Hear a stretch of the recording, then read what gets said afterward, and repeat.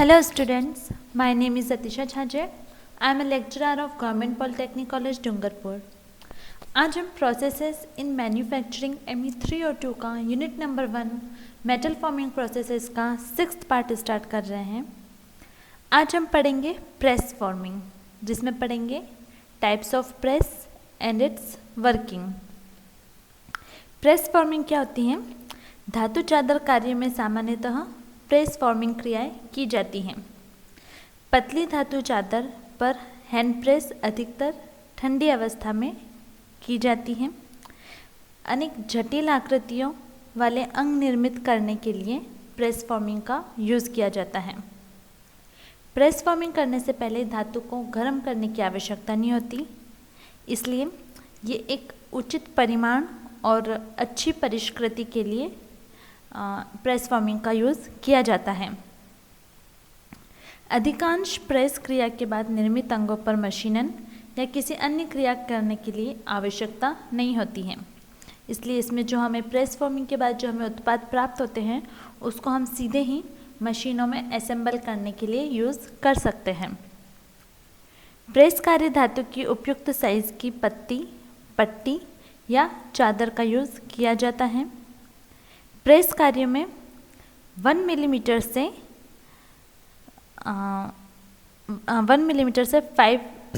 5 to 6 millimetre मोटी चादरों तक का यूज़ किया जा सकता है। और ये जो क्रियाएं होती है प्रेस फॉर्मिंग की, ये ठंडी अवस्था में ही होती हैं। ठीक है, अगर इससे मोटी चादर है, 5 से 6 मिलीमीटर से मोटी अगर चादर है, तो उसमें क्रिया करने के लिए धातु को पहले गर्म करना पड़ता है। लेकिन अगर 1 मिलीमीटर से 6 मिलीमीटर के बीच में अगर 6 मिलीमीटर मोटाई वाली अगर चादर है तो उसके लिए ठंडे में ही प्रेस फॉर्मिंग क्रिया हो सकती है। लेकिन अगर चादर की मोटाई 6 मिलीमीटर से अधिक मोटाई है उसकी, तो उसके लिए पहले हमें चादर को गर्म करना आवश्यक होता है। नेक्स्ट है टाइप्स ऑफ प्रेस। ठीक है, प्रेस जनरली 4 टाइप की होती हैं। ठीक है, जो प्रेस कार्य की जो समस्त क्रिया है वो विभिन्न प्रकार के प्रेसों में की जाती हैं। अलग अलग यूज़ के लिए अलग अलग प्रेस यूज़ की जाती हैं।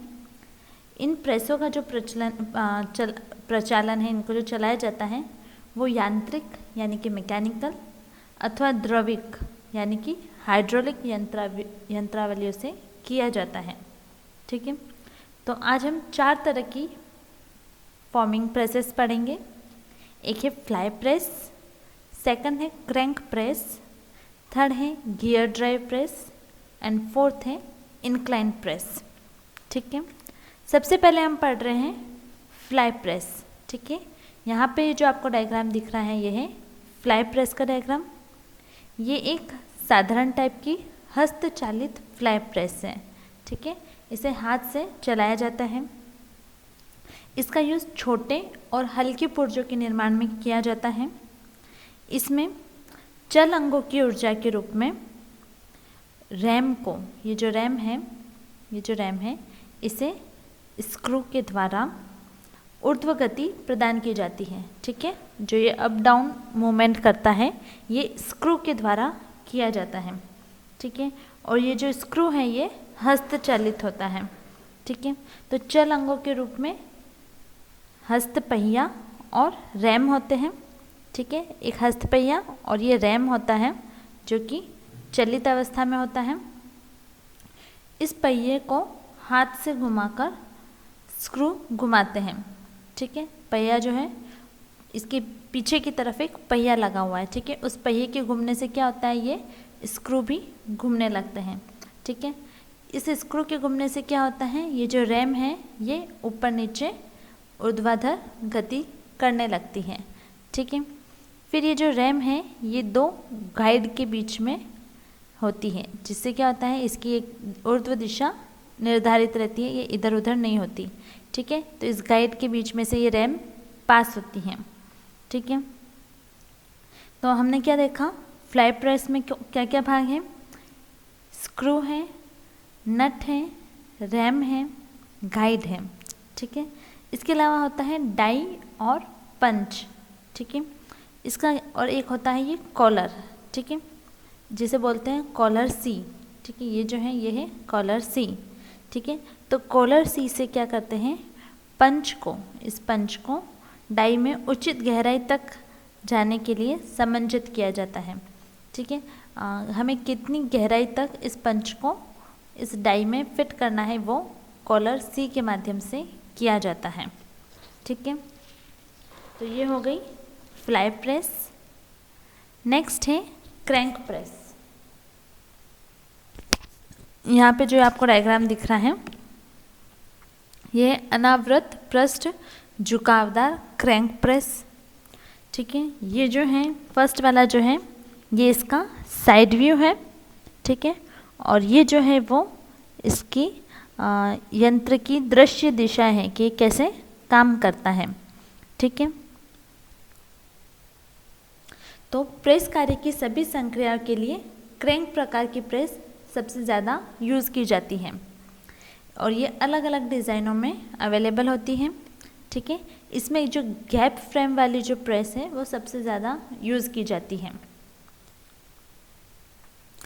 इसमें हम देखते हैं क्रैंक प्रेस की ये जो चालन यंत्रावली है, यहाँ पे एक विद्युत मोटर लगी होती है, ठीक है। इस विद्युत मोटर द्वारा यहाँ पे एक वी पट्टी लगी हुई है, ठीक है, जिसे बोलते हैं वी बेल्ट ड्राइव, ठीक है। तो वी बेल्ट ड्राइव से यहाँ पे ये फ्लाई व्हील से कनेक्टेड रहती है, ठीक है। ये जो फ्लाई व्हील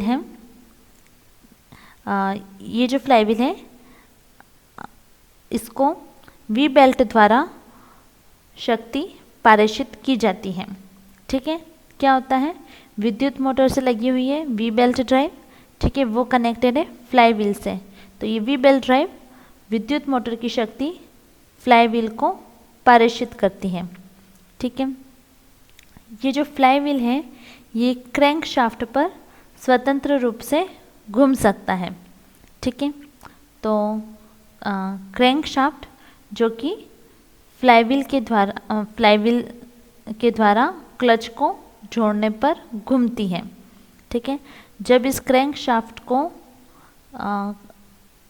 क्लच के द्वारा यहाँ पे फ्लाई व्हील से जोड़ दिया जाता है तो उसके बाद ये क्रैंक शाफ्ट घूमने लगती है, ठीक है। तो क्या करते हैं, हम इस पेडल को प्रेस करते हैं, ठीक है। इसे प्रेस किया पेडल को तो ये क्या हुआ, ये ऊपर गया, ठीक है। ऊपर जाने के बाद क्या होता है, ये क्लच की सहायता से यहाँ पे फ्लाई व्हील और क्रैंक शाफ्ट यहाँ पे कनेक्ट हो जाते हैं, ठीक है। तो ये फ्लाई व्हील घूम रहा है तो उसकी वजह से क्या होता है, ये क्रैंक शाफ्ट भी घूमने लगती है, ठीक है। तो क्रैंक शाफ्ट जो कि फ्लाई व्हील के द्वारा क्लच को जोड़ने पर घूमती है, ठीक है। और ये पिटमैन के माध्यम से, ये जो है यहाँ पे ये है पिटमैन, तो पिटमैन के माध्यम से रैम या स्लाइड को पश्चाग्र गति प्रदान करती है, ठीक है। तो उससे क्या होता है, यहाँ से क्रैंक शाफ्ट घूमने लग गई तो ये जो पिटमैन है उसके माध्यम से जो रैम है वो यहाँ पे पश्चाग्र गति करने लगता है, यानी कि ये ऊपर नीचे होने लगता है, ठीक है। ब्रेक शाफ्ट तथा फ्लाई व्हील, ये ब्रेक है, इसकी जो शाफ्ट है ब्रेक शाफ्ट तथा फ्लाई व्हील, ठीक है, ये दोनों अगर क्लच से मुक्त हो जाते हैं, यानी कि इस पेडल को अगर छोड़ दिया जाता है तो फ्लाई व्हील और जो ब्रेक शाफ्ट है ये इन दोनों का कनेक्शन टूट जाता है, ठीक है।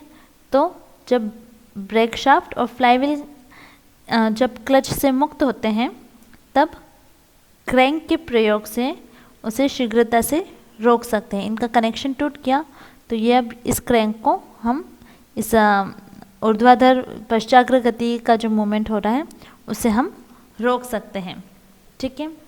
तो इस प्रेस की क्रिया का नियंत्रण प्रेस परिचालक के पैर के पास लगे पेडल द्वारा हो रहा है, ठीक है। पेडल को दबाने से क्लच जुड़ रहा है और पेडल के वापस अपने स्थान पर आने से क्लच वापस मुक्त हो जाता है, ठीक है। फिर प्रेस परिचालक द्वारा शीर्ष डाई और पृष्ठ डाई, ठीक है। यहाँ पे दो तरह की डाई है, एक है देखो ये है एक शीर्ष डाई और इसके नीचे है यहाँ पे पृष्ठ डाई, ठीक है।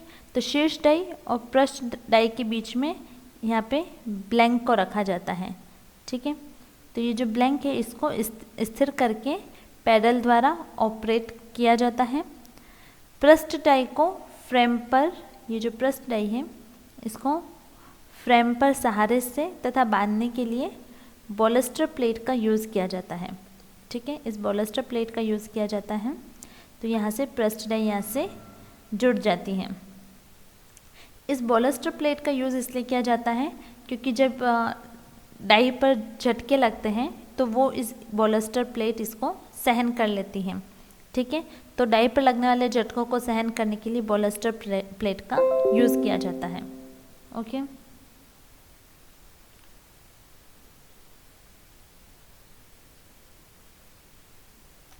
तो ये पढ़ा हमने भी क्रैंक प्रेस। नेक्स्ट है गियर ड्राइव प्रेस। ठीक है, गियर ड्राइव प्रेस भी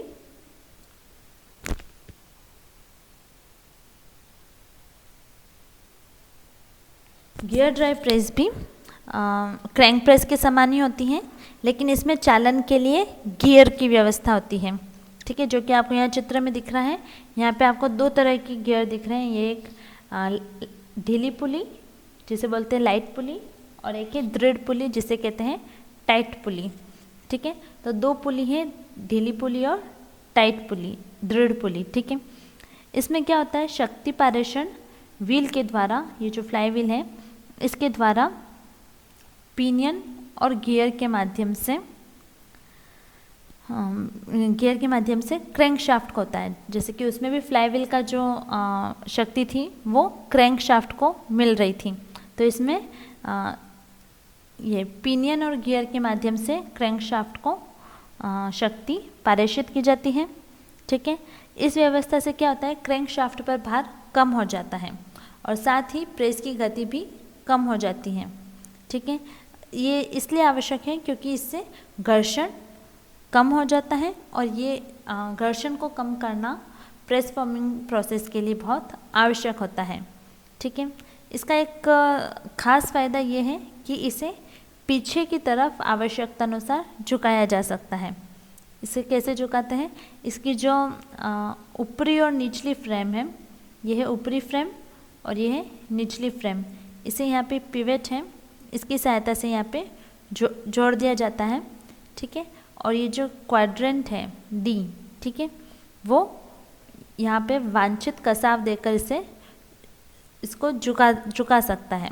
ठीक है, तो निर्देशांक डी पर वांछित झुकाव देकर कसा होता है, इसलिए इस प्रेस को झुकावदार प्रेस भी कहते हैं। गियर ड्राइव प्रेस को झुकावदार प्रेस भी कहते हैं। ठीक है, इसमें भी ये बॉलस्टर प्लेट लगी होती है। ठीक है, जो कि डाई पर लगने वाले झटकों को सहन करने के लिए आवश्यक होती है। ठीक है, तो ये हो गई गियर ड्राइव प्रेस। नेक्स्ट है इंक्लाइन प्रेस, जिसे कहते हैं नथ प्रेस। ये आपको डायग्राम में नथ प्रेस दिख रही है। ठीक है, इसमें जो डाई है, यहाँ पे जो डाई है उसके अंदर कार्य का स्वचालित भरण होता है। ठीक है, इसमें अपने आप भरण होता रहता है। इसके लिए इस प्रेस में शूट भरण की व्यवस्था होती है। ये जो है ये है शूट भरण। ठीक है, इसे इस तरह से इंक्लाइन रखा जाता है। ठीक है, तो इसमें क्या होता है, शूट भरण विधि में ये जो शूट है, शूट यानी कि नालीदार स्थान। ठीक है, तो इस शूट से होता हुआ इस शूट वाले स्थान में कार्यखंड इस प्रकार डाई की तरफ चलते हैं कि वे एक दूसरे की न तो चढ़ जाए और ना ही उतर जाए। ठीक है, यहाँ पे डाई है। ठीक है, डाई पे यहाँ पे जो कार्यखंड है वो यहाँ पर डाई की तरफ अपने आप आ जाता है। ठीक है, इसके अलावा रैम पर एक ऐसी युक्ति लगी होती है जो कि एक समय में केवल एक कार्यखंड को ही डाई पर गिरने देती है। ठीक है, तो सबसे पहले क्या ये रैम यहाँ पे कंट्रोल कर रही है, एक टाइम में एक ही कार्यखंड को यहाँ पर गिरने दे रही है। तो पहले यहाँ पे कार्यखंड आया, इस डाई पर गिर गया, इस पर प्रेस फॉर्मिंग क्रिया हुई। ठीक है, उसके बाद फिर वापस दूसरा कार्यखंड आया। एक बार में सिर्फ एक ही कार्यखंड पर क्रिया होती है। ठीक है, सभी प्रकार के प्रेस में स्वचालित भरण का मुख्य लाभ ये होता है कि प्रेस के परिचालन को अपने हाथ से डाई पर कार्यखंड नहीं रखना पड़ता। ठीक है, जो डाई है उस पर कार्यखंड हाथ से नहीं रखना पड़ता, वो ऑटोमेटिक चला जाता है। इससे क्या होता है, जो परिचालक है उसके हाथों की सुरक्षा बनी रहती है। ठीक है, जबकि जो हस्त भरण विधि है उसमें भरण के समय डाई या पंच के बीच उंगली के दब जाने की संभावना रहती है, तो वो थोड़ा रिस्की होता है। ठीक है, तो इंक्लाइन प्रेस हम क्या कह सकते हैं, ये ऑटोमेटिक प्रकार की भरण विधि है। ठीक है, स्वचालित भरण विधि है। तो ये हो गई टाइप्स ऑफ फॉर्मिंग प्रेसेस। आपको इससे रिलेटेड कोई भी डाउट हो तो आप मुझे कमेंट सेक्शन में पूछ सकते हैं। Thank you.